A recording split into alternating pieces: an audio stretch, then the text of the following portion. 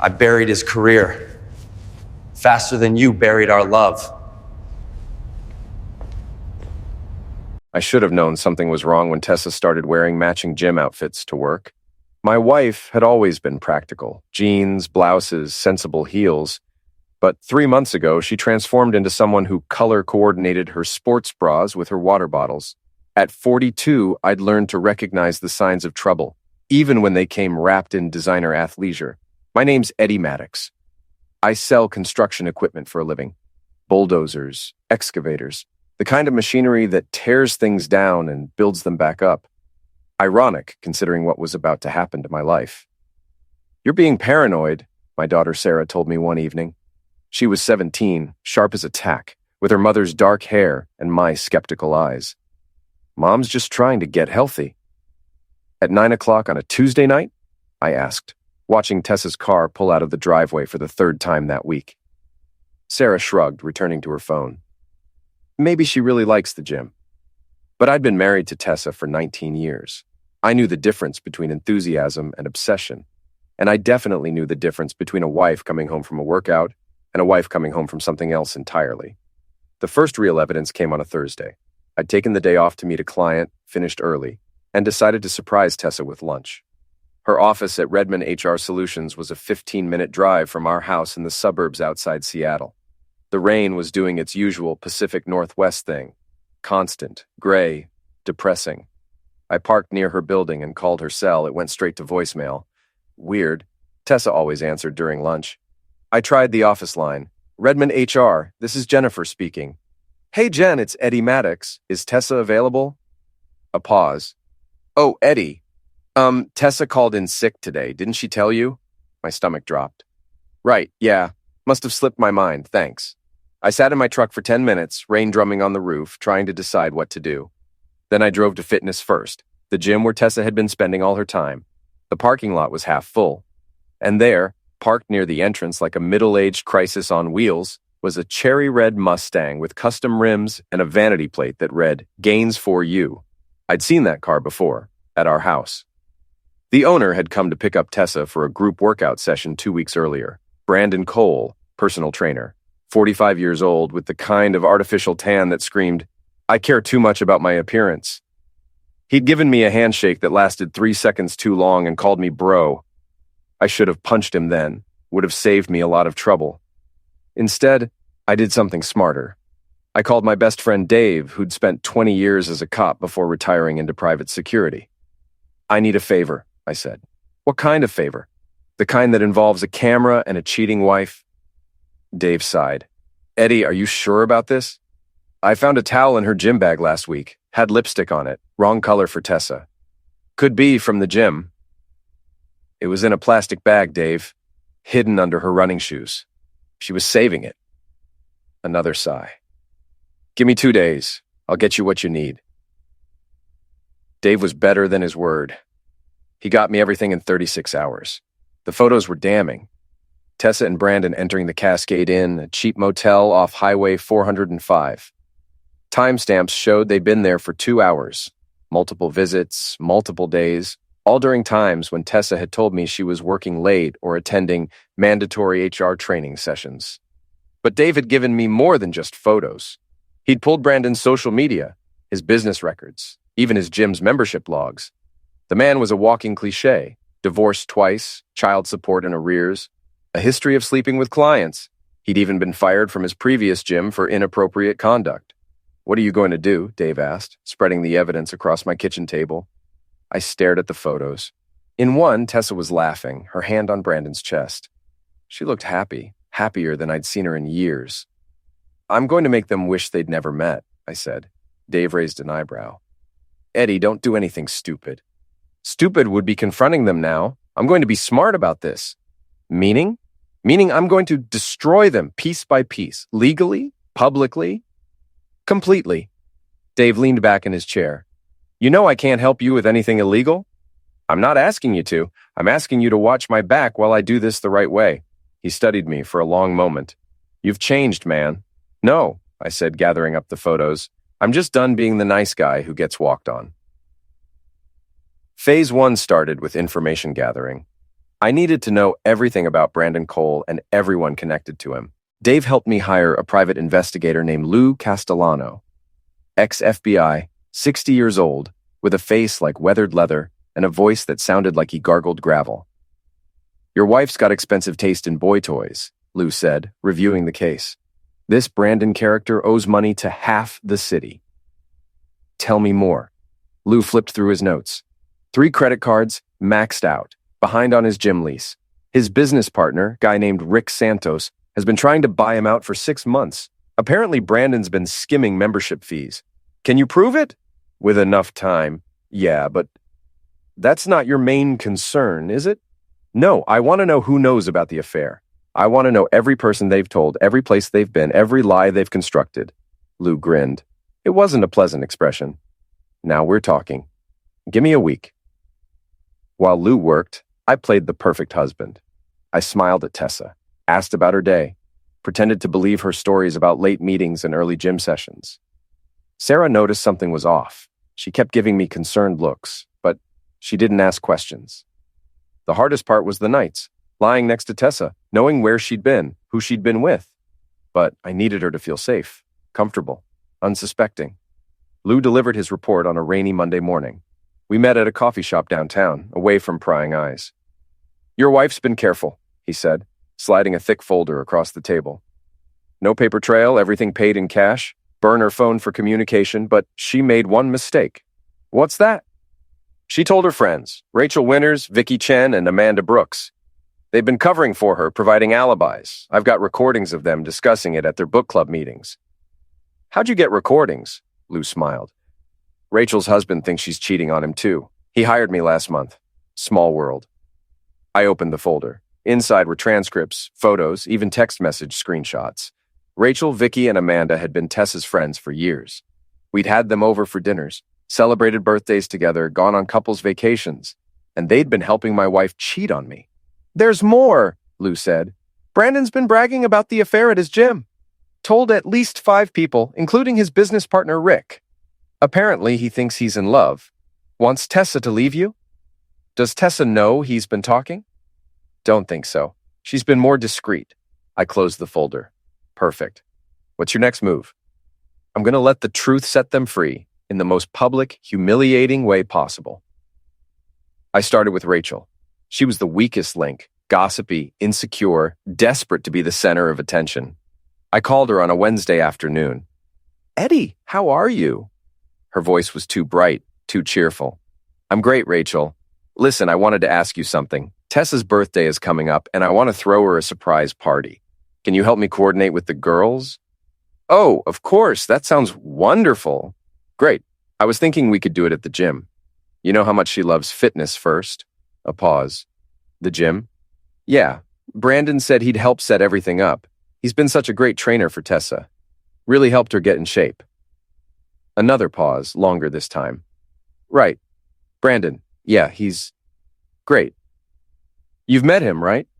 Tessa said you all went out for drinks after one of their training sessions." I've seen him around." I let the silence stretch. Rachel was terrible at lying. "Eddie, I should probably tell you something." "What's that?" Never mind, the party sounds great. I'll help however I can."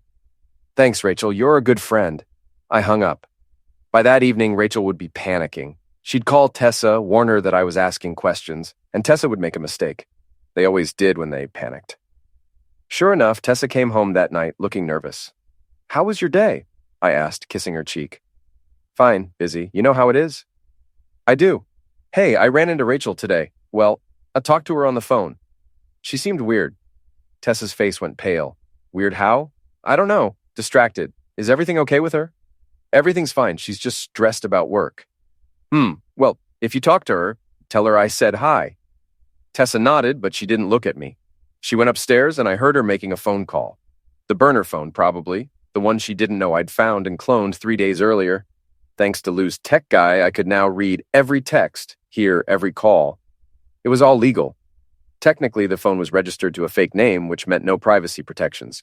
One of the many useful things you learn when you have an ex-cop for a best friend. That night, I listened to Tessa and Brandon's conversation through my laptop. He knows something, Tessa said, her voice tight with anxiety. How could he know? We've been careful. Rachel said he was asking about you, about the gym. So what? I'm your trainer. That's not suspicious. Brandon, you don't understand. Eddie's not stupid. If he's asking questions, then we'll deal with it. Maybe it's time to tell him anyway. Tell him what? That we're in love. That you're leaving him. A long silence. I never said I was leaving him. What? Tessa, we've been talking about this for months. We've been talking about possibilities. I have a daughter, Brandon, a house, a life with a man you don't love anymore. That's not fair. Isn't it? When's the last time you and Eddie even had sex? I closed the laptop. I'd heard enough. Phase 2 began the next morning. I called Rick Santos, Brandon's business partner. Mr. Santos, my name is Eddie Maddox. I'm interested in joining Fitness First, and I heard you might be looking for investors. Investors? Who told you that? A mutual friend. I'm in construction equipment sales, but I've been looking to diversify. The fitness industry seems like a good bet. Well, we're not exactly looking for investors, but I'd be happy to talk. Can you come by the gym? How about lunch instead, somewhere we can talk privately? We met at a steakhouse downtown. Rick was 40, balding, with the kind of nervous energy that suggested he was always looking over his shoulder. So what's your real interest in the gym? He asked after we'd ordered. Honestly, I want to buy out your partner. Rick nearly choked on his water. Excuse me? Brandon Cole. I know he's drowning in debt. I know he's been skimming from the business, and I know you've been trying to get rid of him for months. How do you know all that? I'm a thorough guy. Here's my offer. I'll provide the capital you need to buy Brandon out. In exchange, I want a 20% stake in the business and a seat on the board. Why would you want that? Because Brandon's been sleeping with my wife, and I want to watch his world fall apart. Rick stared at me. Then, slowly, he started to smile. You're serious. Completely. How do I know you're not bluffing? I pulled out my phone and showed him the photos. His eyes widened. Holy hell!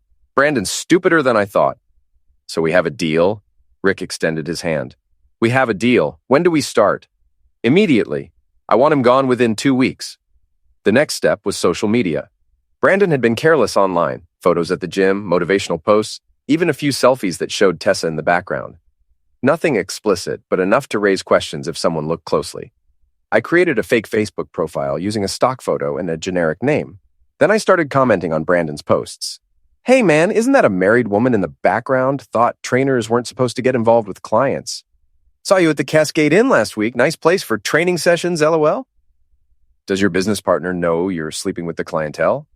Other people started noticing, commenting, asking questions. Brandon deleted the posts, but screenshots lived forever. I made sure of that, sharing them to local gym forums and fitness groups. Within 3 days, Brandon's professional reputation was in tatters. Clients started canceling. The gym's Facebook page was flooded with negative reviews. And then Rick made his move. Brandon, we need to talk, I heard him say through the wire Lou had planted in the gym's office. The board wants you out. What board? There is no board. It's just you and me. Not anymore. We have a new investor, and he's bought a controlling interest. That's impossible. You can't just... Read the partnership agreement, Brandon. The clause about moral turpitude. Sleeping with clients qualifies. You can't prove that. The internet can. You're done. Sign the buyout papers or we'll sue you for the money you've stolen. Brandon's voice rose. I haven't stolen anything. The forensic accountant says otherwise. You've got 24 hours to decide. After that, we're going to the police. I listened to Brandon's world crumble with a satisfaction that probably made me a terrible person. I didn't care. Tessa noticed something was wrong when Brandon stopped answering her calls. She came home one evening looking panicked, her hands shaking as she poured herself a glass of wine. Everything okay? I asked. Fine. Just tired. You've seemed stressed lately. Is work getting to you? Something like that? Maybe you should take a break from the gym. You've been going a lot. She looked at me sharply. What's that supposed to mean? Nothing. Just that you seem exhausted. When's the last time we spent an evening together? Just the two of us? Eddie, I don't have time for this right now. Make time. We're married, Tessa. Or have you forgotten? She slammed her wine glass down. What is your problem? My problem? I don't have a problem. I'm not the one sneaking around, lying about where I am, sleeping with my personal trainer. The color drained from her face. What are you talking about? I pulled out my phone and showed her the photos. All of them. The motel, the gym, the text messages from the cloned burner phone. Eddie, I can explain. Don't. I don't want to hear your excuses. I know everything. I've known for weeks. Then why didn't you say anything? Because I wanted to make sure I destroyed him first, and I did. Brandon's finished. His business, his reputation, everything. He's got nothing left. Tessa's eyes filled with tears. You did this? You ruined him? He ruined himself when he decided to sleep with another man's wife. I just helped the truth come out. You're a monster. No, I'm just done being the fool. She ran upstairs. I heard her making phone calls, crying, yelling. I didn't follow her. There was still one more thing I needed to do. The confrontation with Rachel, Vicky, and Amanda happened at Rachel's house. I'd called them all, told them I needed to talk about Tessa's surprise party. They arrived looking nervous. Eddie, before you say anything, Rachel started. Shut up, Rachel. All of you sit down. They sat. I remained standing. I know you've been helping Tessa cheat on me. I know you've been providing alibis, covering for her, lying to my face. And I want you to understand something. You're not her friends, you're accomplices. And I'm done pretending otherwise. Eddie, we were just trying to help her, Vicky said weakly. Help her? Help her destroy our marriage? Help her sneak around with a man who's been bragging about sleeping with her to anyone who'll listen? Amanda spoke up. We didn't know he was talking about it. Doesn't matter. You knew what she was doing was wrong, and you helped her anyway. So here's what's going to happen. You're going to tell your husbands exactly what you did. Every detail. And if you don't, I will. You can't do that, Rachel said. Watch me. I've got recordings of your book club meetings, all of them. Every conversation where you discussed helping Tessa cheat. Every lie you told. Everything. Their faces went white. Eddie, please, Vicky begged. Our marriages. Should have thought about that before you decided to help destroy mine. You've got 48 hours. After that, I'm sending the recordings to your husbands, your families, and everyone you know. I walked out. Behind me, I heard them crying, arguing, panicking. Good. They deserved it. 2 days later, Sarah came to me looking confused and angry.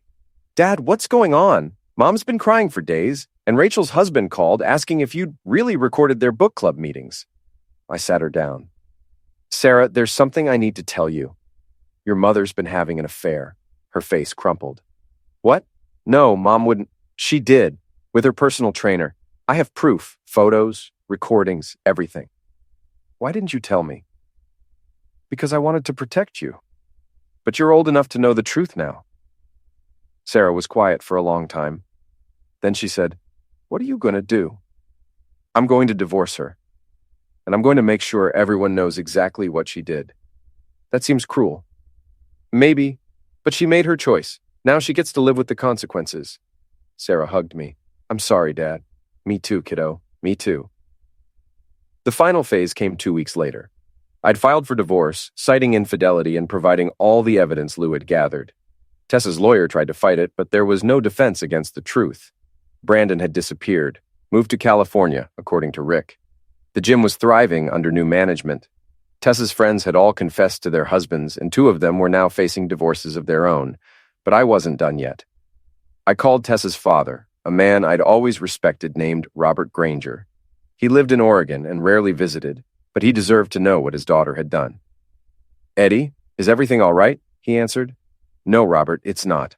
I need to tell you something about Tessa. I explained everything, the affair, the lies, the betrayal. Robert listened in silence. When I finished, he said something that made my blood run cold. Eddie, I need to tell you something too. Something about Tessa's past, something she made me promise never to tell. What is it? Tessa had a twin sister, Anna.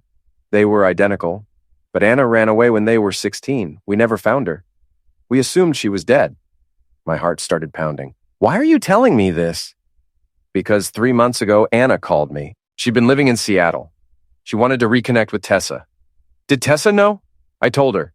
She said she didn't want anything to do with Anna. Said too much time had passed. A terrible suspicion formed in my mind. Robert, when exactly did Anna contact you? Early March. Why? Early March, right when Tessa had started acting strange. Right when the affair had supposedly begun. "I need to go," I said, hanging up. I called Lou immediately. "I need you to run a full background check on someone named Anna Granger. She's Tessa's twin sister." "Twin sister? You never mentioned." "I didn't know. Just find her, now." Lou called back 3 hours later. "Eddie, you need to sit down for this. Just tell me."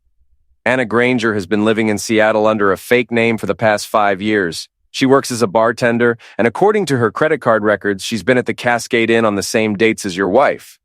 "That doesn't make sense. The photos clearly show Tessa." "Unless it's not Tessa in some of them?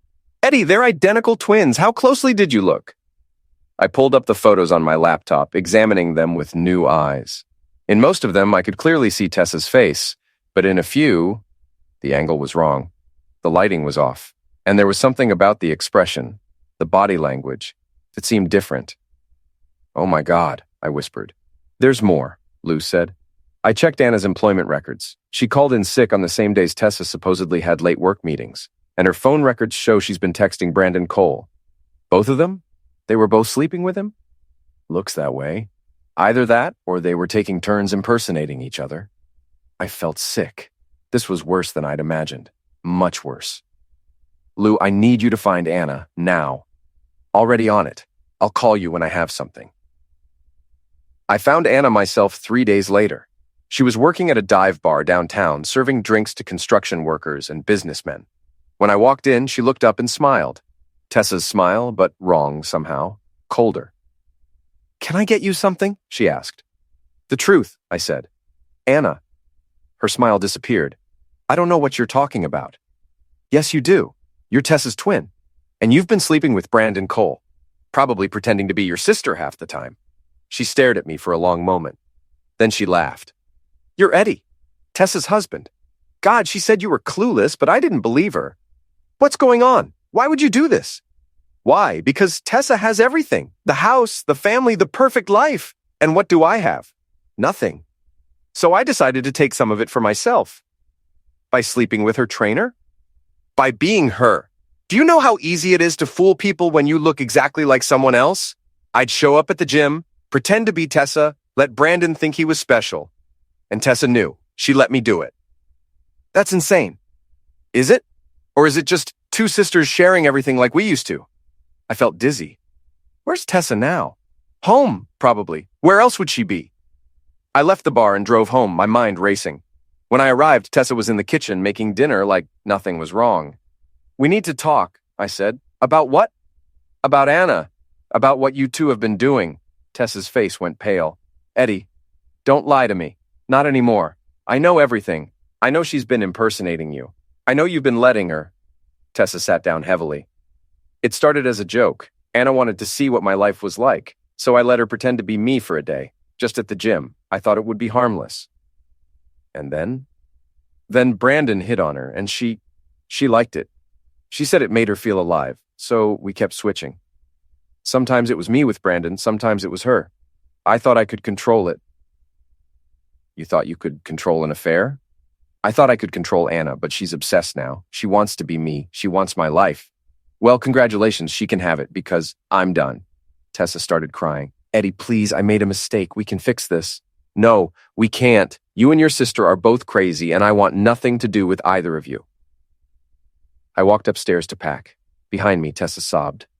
I didn't care anymore. The divorce was finalized 6 weeks later. Tessa got the house. I didn't want it anymore, not after everything that had happened there. Sarah chose to live with me in my new apartment downtown. Tessa's friends had all abandoned her once the truth came out. Even her father had stopped taking her calls. Brandon Cole filed for bankruptcy and left the state. Rick Santos sent me a thank you card and a bottle of expensive whiskey. The gym was more profitable than ever, but the real ending came on a cold November evening. Sarah had gone to stay with a friend, and I was alone in my apartment when someone knocked on the door. It was Anna. "What do you want?" I asked. "To apologize. For everything." "I don't want your apology." "Eddie, please, just hear me out." Against my better judgment, I let her in. She sat on my couch, looking exactly like Tessa, but somehow completely different. "I ruined your life," she said. "I know that, and I'm sorry." "Sorry doesn't fix anything." "I know, but I want you to understand why I did it." I spent 20 years running from my family, from my past. And when I came back, I saw Tessa with this perfect life, and I hated her for it. So I tried to take it from her. By sleeping with her trainer? By being her. Even if it was just for a few hours at a time, but it wasn't enough. It's never enough. You need help, Anna, professional help. I know. I'm checking into a facility next week. But I wanted to tell you something first, something Tessa doesn't know. What? I'm the one who told Brandon to brag about the affair. I wanted it to blow up. I wanted to destroy Tessa's life the way she destroyed mine by having everything I couldn't. I stared at her. You're insane. Probably, but at least I'm honest about it. Tessa pretends to be the sufferer, but she knew what we were doing. She enjoyed it. The sneaking around, the lies, the risk. She's just as guilty as I am. Get out, Anna stood. For what it's worth, you deserve better. You always did. She left. I never saw her again. 3 months later, I was having dinner with Dave when he told me the final piece of the story. You remember Rick Santos, your business partner at the gym? Yeah. What about him? He called me yesterday, said Tessa's been trying to join Fitness First again. Keeps showing up, asking if Brandon's coming back. He's not coming back. He's in California. That's what Rick told her, but she keeps showing up anyway. Says she misses her training sessions. I shook my head. She's pathetic. Maybe, or maybe she's just broken. Either way, you dodged a bullet. Yeah, I guess I did. We finished our dinner in comfortable silence. Outside, the Seattle rain continued its endless drumming. But for the first time in months, I felt like I could breathe again. Tessa had destroyed our marriage. Anna had tried to steal her sister's life. Brandon had lost everything he'd worked for, and me? I'd gotten my revenge. Not through violence or illegal schemes, but through the simple, devastating power of the truth. They say revenge is a dish best served cold, but I'd learned it's actually best served publicly, legally, and with maximum humiliation. Tessa would spend the rest of her life known as the woman who cheated with her sister's help. Brandon would never work as a trainer again. Anna would always be the crazy twin who'd tried to steal someone else's life. And me? I was free. Finally, completely free. Sarah came over that weekend. We ordered pizza and watched old movies, just like we used to when she was little. Dad, she said during a commercial break. Yeah? Are you happy? I thought about it. Yeah, kiddo, I think I am. Good. You deserve it. She was right. I did deserve it. After 19 years of being the good husband, the reliable provider, the man who always did the right thing, I deserved to be happy. And I was.